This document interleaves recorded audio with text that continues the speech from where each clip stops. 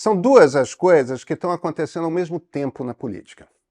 Uma é a articulação do futuro governo Lula com o parlamento. Outra, simultânea, é a montagem do ministério, do conjunto de pessoas que comandarão o governo com Lula. Há uma relação natural entre essas duas ações. Essa semana, o presidente da Câmara dos Deputados, Arthur Lira, sofreu uma derrota que vai lhe custar muito caro. É uma derrota que mostrou, em essência, que no jogo do poder em Brasília, jogo de alto nível, ele ainda tem muito o que caminhar para chegar sequer perto de Lula. O problema não é que Lira tenha pedido muito ao novo presidente em troca de aprovar a proposta de emenda constitucional da transição. O problema é que Lira não parava de pedir. Pedia uma coisa, aí voltava dizendo, não basta, preciso de mais. Aí pedia outra coisa, e voltava, e voltava. Sabe aquele sujeito com o qual você fecha um acordo, e aí não era o suficiente, o cara pede mais, e pede mais, e mais? Lula não estava questionando o orçamento secreto. Estava disposto a oferecer ministérios, ofereceu apoio à reeleição de Lira para a presidência da Câmara. Tudo indicava, aliás, desde a semana passada, que o voto do ministro Ricardo Lewandowski no Supremo Tribunal Federal seria pela manutenção do orçamento secreto. Aí, de repente, o mundo de Lira caiu. A principal origem do seu poder sobre os deputados, aquilo que permitia a Lira, e apenas a Lira, definir que verba cada deputado conseguiria, desapareceu, sumiu, não existe mais. Por quê? Porque, diferentemente de todos os sinais que estavam vindo, Ricardo Lewandowski votou contra. A mãe de Lewandowski era vizinha de Dona Marisa Letícia, com quem Lula era casado até sua morte. Ele, o ministro, é de São Bernardo do Campo, estudou lá, a mesma cidade em que Lula construiu a sua carreira sindical. Se conhecem desde jovens. Lula indicou Lewandowski para o Supremo. Ninguém diz, ninguém pode afirmar que Lula tenha pedido uma mudança de voto para o ministro. Ou mesmo que talvez apenas tenha sugerido, ou então que Lewandowski tenha apenas percebido no ar, talvez até tenha sido apenas uma fortuita coincidência. Mas coisas acontecem e o fato é que Lewandowski mudou de ideia. Lula se tornou presidente da Câmara no governo Bolsonaro, que entre os seus ministros tinha muito pouca gente que sabe fazer política. Com sua experiência de 10 anos como deputado federal, só os últimos 2 no comando da Câmara, achou que na base da truculência conseguiria bater de frente com um político muito mais experimentado. O jogo em Brasília mudou. Essa Câmara dos Deputados que vem aí, ela vai se mostrar ainda um desafio tanto para o Lula, tá? Mas esse desafio, o da lida executivo com o legislativo, ele domina, ele conhece. O erro grande que Lula cometeu foi outro e está lhe custando caro na montagem do governo. Olha, essa é a penúltima edição do Ponto de Partida esse ano. A última vai vir na sexta-feira. A gente vai dar uma pausa de uma semana para descansar, porque foi um ano e tanto, né? Mas já na primeira semana do ano vamos ter um anúncio grande para apresentar a vocês. Tem novidades vindo. Hoje eu não vou pedir a assinatura de vocês, aquela assinatura que paga os nossos salários, que nos permite continuar produzindo um jornalismo novo, pensado para a internet. Aquela mesma assinatura que custa apenas R$10. Eu não vou pedir. Mas olha, ela fez uma diferença imensa esse ano. Gente, muito obrigado. Muito obrigado mesmo. A edição de sábado do Meio, que os assinantes premium recebem, ela vai ter uma coisa muito especial. Um conto de Natal escrito por uma das mais importantes escritoras brasileiras. Um conto de Natal sobre esse Brasil de hoje, no qual a gente vive. Eu sou Pedro Doria, editor do Meio. E esse aqui, esse é o ponto de partida.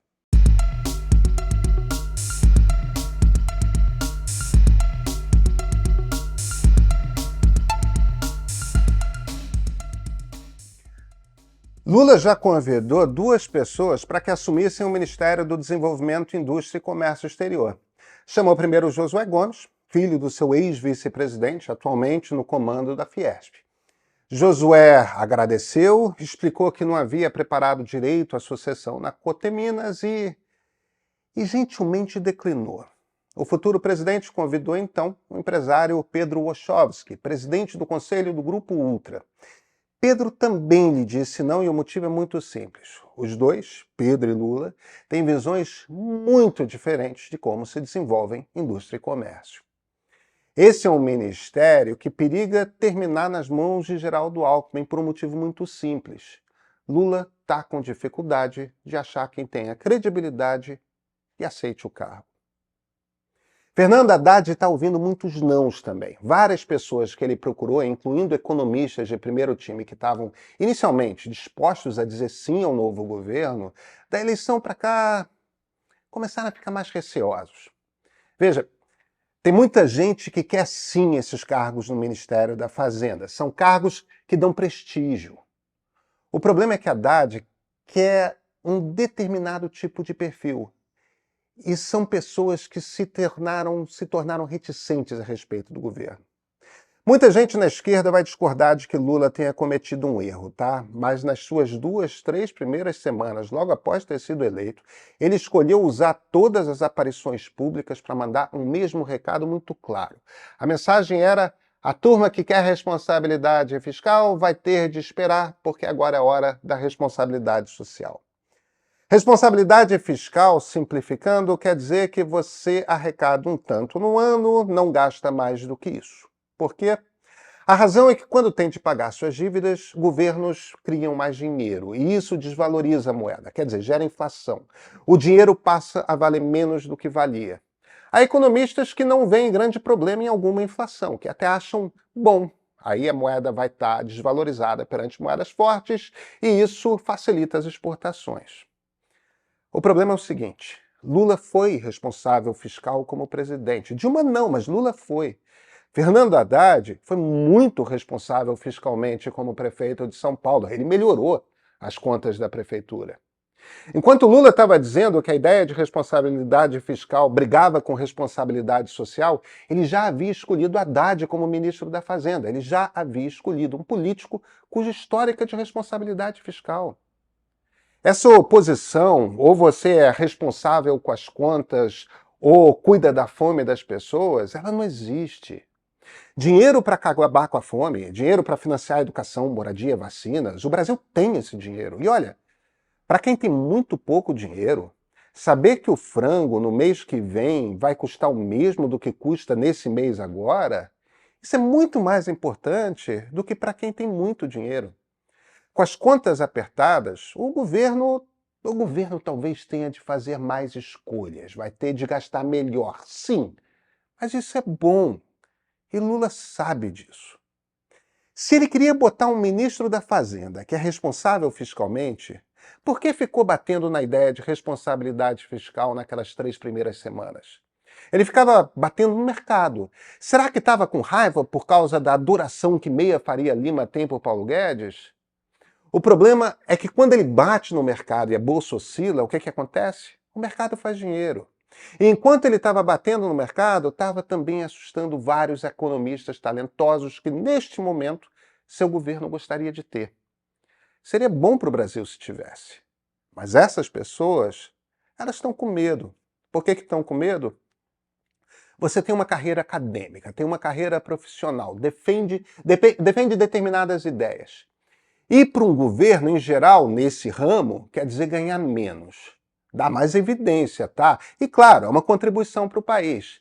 Mas evidência por estar no governo pode queimar o filme se o governo for mal. Se você está inseguro a respeito do que o presidente da República realmente pensa, melhor ficar onde está. E veja, há razões para dúvida.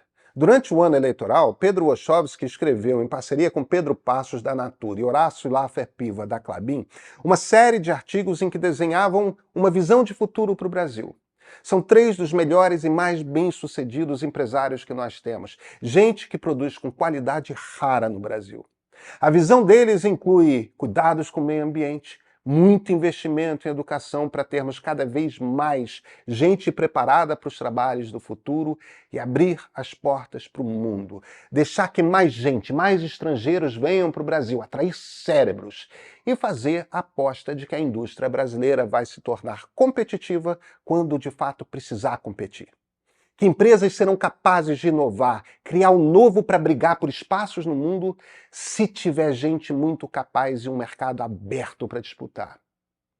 Como ideia, como conceito, é o oposto do que representa Aloysio Mercadante, que vai assumir a presidência do BNDES. Tá tudo certo. Lula é o presidente, Lula foi eleito, Lula é mesmo quem escolhe. Mercadante faz parte, por exemplo, da decisão de investir uma quantidade pesada de dinheiro no governo Dilma para criar uma indústria naval. Essa ideia de que se o governo puser todo o seu peso de investimento, tudo aquilo do que ele é capaz, e escolher os grupos privados certos, faz brotar uma indústria internacionalmente competitiva. Não aconteceu. Mas esse debate sobre quem está certo e quem está errado é menos importante. O importante aqui é entender o que quer Lula, o que propõe Lula. Se era para botar alguém cuja marca é de responsabilidade fiscal, por que ficar batendo em quem se preocupa com responsabilidade fiscal? Se põe no banco de desenvolvimento um desenvolvimentista, por que chamar um liberal para o ministério que comanda o banco? Qual é a lógica? Durante toda a sua campanha, Lula afirmou que não pretendia falar quais seus planos para a política econômica, pois, afinal, todo mundo conhecia seu histórico. Agora estamos a 10 dias da posse e ainda não temos ideia de qual é a política econômica. E a maneira errática com a qual Lula escolheu lidar com o assunto até agora está atrapalhando a ele próprio, está dificultando chamar gente capaz para o governo. Um presidente da República tem muitos trabalhos. Um deles é o da condução política, da relação com o legislativo, da construção de base parlamentar. Essas últimas semanas mostram como que Lula é um mestre nesse jogo. Mas outro dos trabalhos, tão importante quanto, é o de apontar numa direção e ir. Para onde vamos, presidente? Uma resposta clara agora, olha, viria muito bem a calhar. Hoje pesquei 3 comentários. Sobre o primeiro, eu não vou nem comentar. É da Irenice Freitas. Democracia precisa ser explicada para que brasileiros não peçam ao mesmo tempo a ditadura e habeas corpus. Cara, Irenice, você tem toda a razão. É inacreditável, né? O segundo comentário é do apelido Facelém. Trata da minha resposta da segunda-feira ao Tiago Cerveni. Pedro, o ponto do Tiago é outro. É aquela velha e carcomida discussão entre democracia formal e democracia material. Para ele, se você tem uma ditadura que distribui renda, esse regime é democrático. O ponto que precisa ser feito, e você faz no seu comentário, mas sem dar ênfase do que está por trás, mas sem dar ênfase ao que está por trás do que o Tiago quer, é que as democracias geram mais riqueza e distribuem mais renda no tempo. Justamente porque a democracia é um sistema que permite o debate, a troca de ideias, a existência de correntes que denunciam a concentração de riqueza e lutam por mudanças dentro de um jogo público, de um jogo político que tem de ser constantemente aperfeiçoado. É fato que as estruturas de poder mudam lentamente numa democracia, mas numa ditadura elas regridem, ficam congeladas, elas coagulam e perde-se um tempo precioso no amadurecimento político para que emerja uma sociedade mais justa e inclusiva. Aí tem um terceiro comentário, novamente do Tiago Cerveni. Se a democracia é um jogo, temos 3 modos de engajamento nesse jogo. Podemos jogar para ganhar, podemos jogar para não perder ou podemos jogar para mudar as regras. O engajamento defendido pelo Pedro está ligado aos 2 primeiros modos de engajamento. São engajamentos que estão dentro do jogo. Eles podem até mudar uma ou outra regra do jogo, mas essas mudanças ainda estão contidas no programa do aparelho, não alteram sua estrutura. Somente o engajamento do terceiro modo se coloca acima do jogo e realmente altera sua estrutura, criando um novo jogo. O Pedro até quer ganhar algumas vezes, não quer perder em outras, mas não quer de maneira alguma mudar as regras do jogo. Isso é triste. Acredito que deveríamos esperançar mais. Devemos isso aos milhões de miseráveis que morrem todos os dias e não têm tempo de esperar que o jogo fique um pouco mais bonitinho e menos desumano. Bem, eu concordo muito com o Vercelen, mas acho que vale uma resposta ao Tiago. Sabe por quê? Porque a democracia não é um jogo. A democracia é a regra pela qual o jogo se joga. Se você muda a regra do jogo, não é mais democracia. Sabe, eu acho que aí vale voltar a um ponto que eu já trouxe outras vezes, mas que eu acho que explicita a coisa. O que democracia é? Democracia é um conjunto de regras que partem do princípio de que pessoas vão ter discordâncias. E que, na boa, numa sociedade, não dá para você se virar e falar, olha, essa metade está certa e essa metade está errada. A não ser, evidentemente, que você queira fazer um tipo de jogo no qual uma metade é escolhida e a outra metade é preterida, e aí você tem um ditador que se vira e fala e governa de acordo com a visão dessa metade aqui e ignorando a outra metade. Se, no entanto, você compreende que as discordâncias, que o dissenso dentro da sociedade é inevitável, que você vai ter... E, gente, tem trocentas pesquisas feitas a respeito disso, e dá mais ou menos meio a meio mesmo, tá? Mais ou menos metade das pessoas tendem à direita, mais ou menos metade das pessoas tendem à esquerda. E a gente não vai mudar isso em nenhuma sociedade humana. Tem pessoas que abraçam mais as transformações e pessoas que são mais hesitantes a respeito das transformações. Então, a democracia não é um jogo. A democracia é as regras do jogo. É regras que permitam que a gente conviva topando os nossos dissensos, topando as nossas discordâncias, compreendendo que nós discordaremos e que vamos ter que gerenciar esse debate. A outra maneira é você apagar o debate, impor.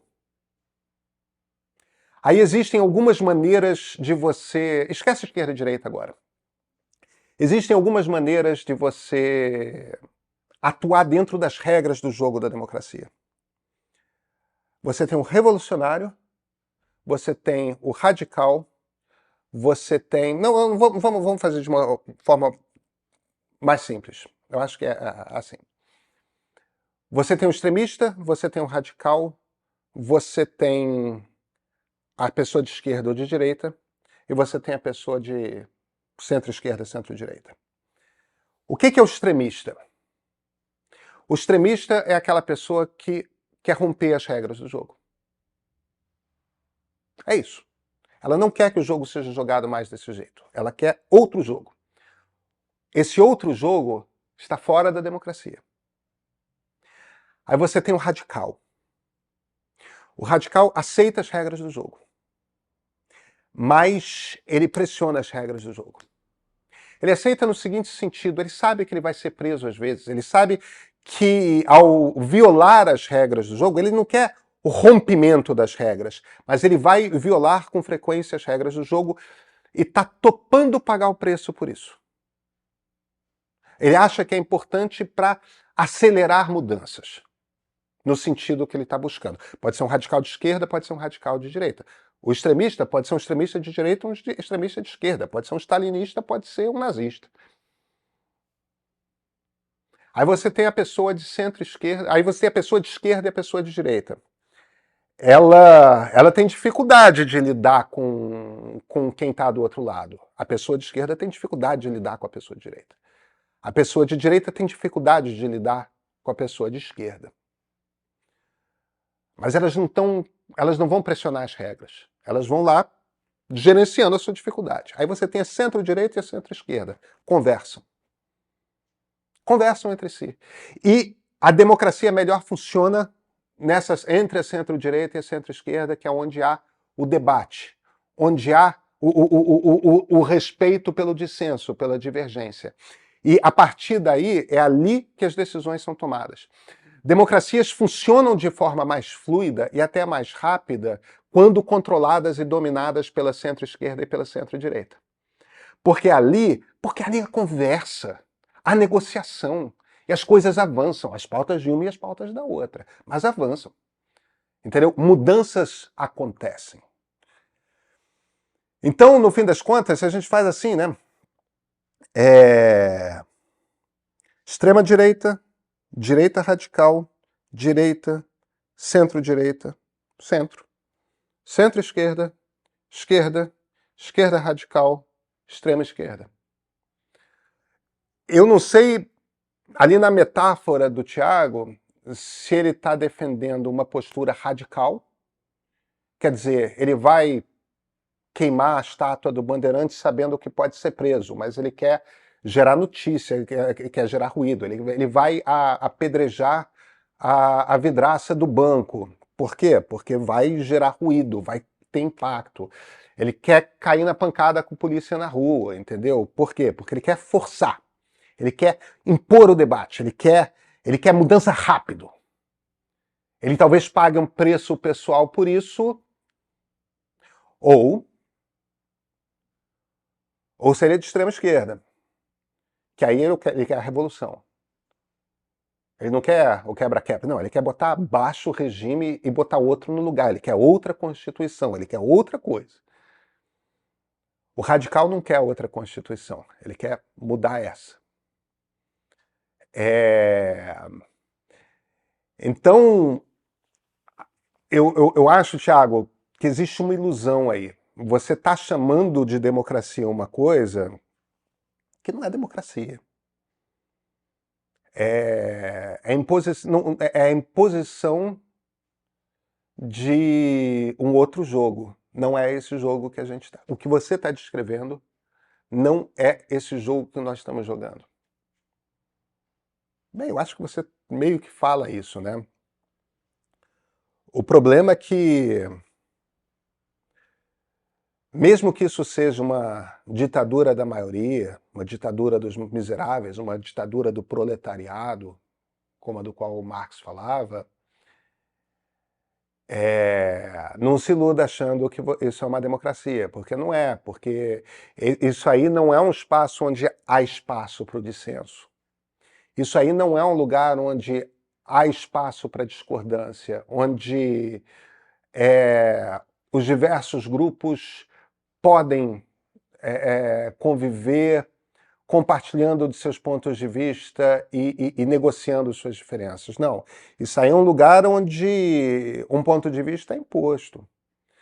E eu não estou dizendo que você não pode defender isso, você pode tudo, podemos tudo dentro de uma democracia liberal. E esse é um dos paradoxos curiosos da democracia, né? Você não pode usar o poder para impor o fim de uma democracia, que é, de certa forma, o que Jair Bolsonaro estava tentando. Mas só defender aqui no Gogó o fim da democracia, na democracia você pode fazer isso. Nesse regime que você está sugerindo, não. Não é?